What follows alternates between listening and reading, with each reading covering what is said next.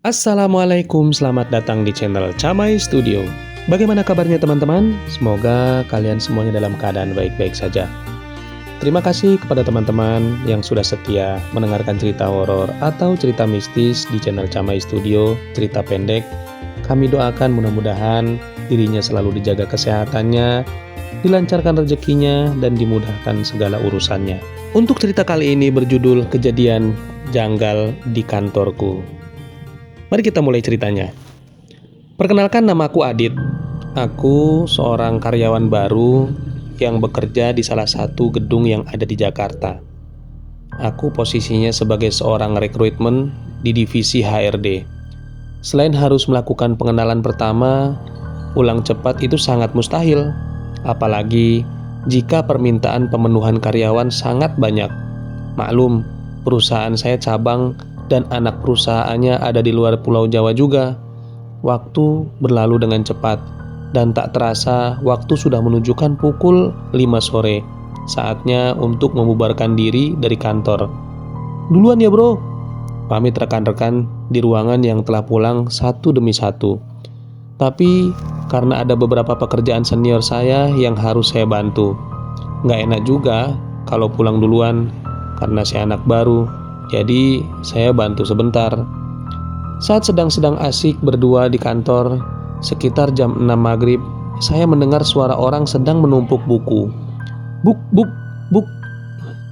Di Cubijal ujung ruangan saya, bentuknya disekat-sekat per subdivisi yang biasa disebut Cubijal. Karena saya yakin gak ada orang lain lagi selain kami di ruangan itu, maka dengan penasaran saya nanya ke senior, "Siapa ya itu?" Lembur juga.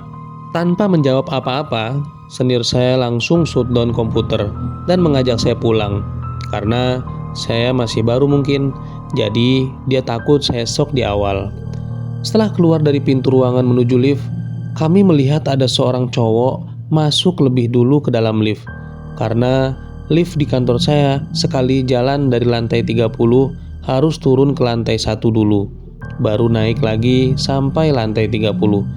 Senior saya tidak mau menunggu lama, sehingga ia langsung lari dan mencet tombol lift. Kami berpikir, karena baru ada yang masuk, pasti bisa langsung kebuka kalau belum turun liftnya. Kebetulan liftnya terbuka dan kami langsung masuk. Tapi anehnya di dalam lift itu hanya ada kami berdua. Kami pun saling bertanya, "Kemana cowok tadi yang masuk duluan? Mungkin salah lihat kita," jawabku dengan pikiran positif.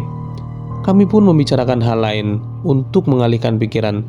Tiba-tiba di display panel nomor 24 menyala dan pintu lift terbuka. Saya sih mikirnya mungkin ada orang yang mau masuk. Saya bergeser ke samping senior saya untuk memberikan ruang buat yang mau masuk. Tetapi senior saya terlihat sedikit pucat. Belum sempat saya tanya ada apa dengan dia, pintu lift keburu terbuka. Bisa kamu bayangkan apa yang kami lihat saat itu? Saat pintunya terbuka, ternyata kami melihat seorang wanita dengan baju warna putih lusuh dengan wajah pucat. Ia menatap kami dengan melotot dan tersenyum pada kami. Ia berdiri tepat di luar depan lift, tapi ia hanya terdiam, tidak masuk.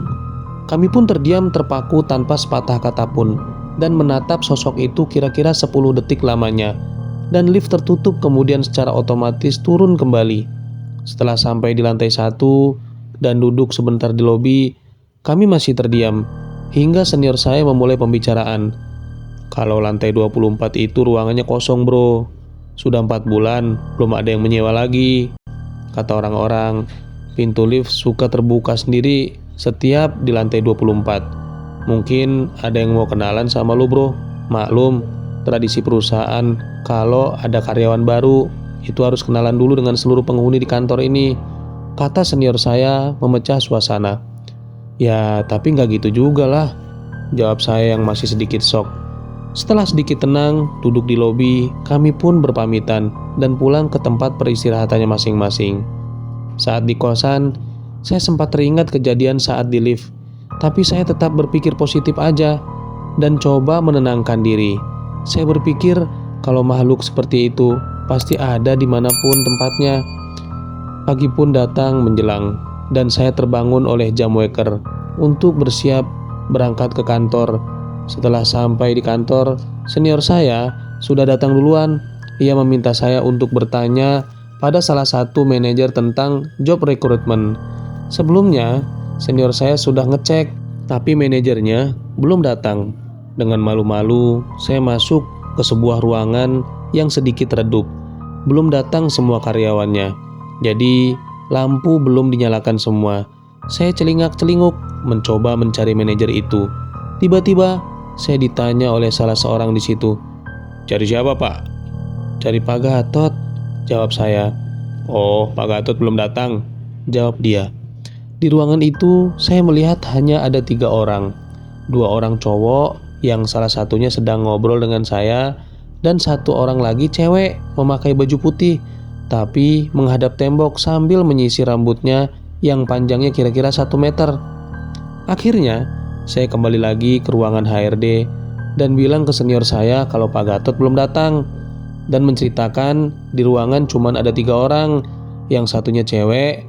Senior saya langsung natap saya dan bilang kalau Pak Gatot stafnya itu semuanya cowok, nggak ada yang cewek. Saya pun terdiam sejenak dan coba berpikir positif. Mungkin ada karyawan cewek yang sedang mampir ke ruangan itu kali. Siangnya saya disuruh ambil berkas ke lantai 26. Karena menunggu lift terlalu lama, maka saya memutuskan lewat tangga darurat. Karena dari lantai 28 ke lantai 26 tidak akan terlalu capek, pikir saya. Setelah ambil berkas, saya kembali dan mencoba lewat tangga darurat lagi. Saat naik lewat tangga, saya melihat ada seorang anak kecil lari dari pintu lantai 27 ke arah tangga menuju lantai 28.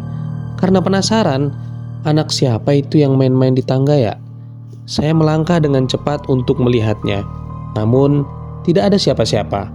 Mungkin anak itu sudah naik karena dia lari, pikir saya. Saya melanjutkan menuju lantai 28.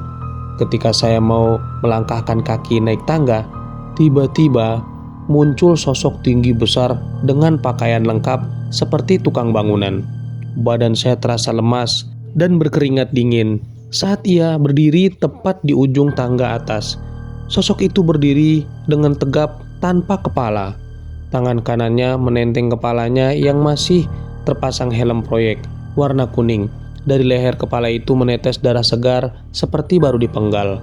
Mungkin sekitar 20 detik sosok tersebut tetap berdiri dan tidak menghilang seperti di sinetron. Saya memaksakan memutar badan untuk keluar dari pintu lantai 27. Setelah keluar dari pintu, saya langsung bertemu Mas Edi, supervisor audit. Saya langsung ceritain semuanya. Dia tersenyum dan bilang, "Oh, lo udah kenalan bro. Tenang aja bro, dia nggak gigit kok." Saya pun cuma terdiam shock karena melihat dia cengengesan seperti itu. Seakan-akan ia sudah terbiasa mendengarkan cerita janggal atau cerita horor dari teman-temannya yang ada di kantornya.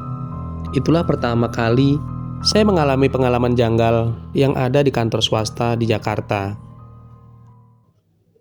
Terima kasih kepada teman-teman yang sudah mendengarkan cerita ini sampai selesai. Dan yang baru bergabung, jangan lupa untuk like, subscribe, serta meninggalkan komentarnya. Barangkali ada juga yang pernah mengalami hal seperti itu. Sekian dari saya. Wassalamualaikum warahmatullahi wabarakatuh.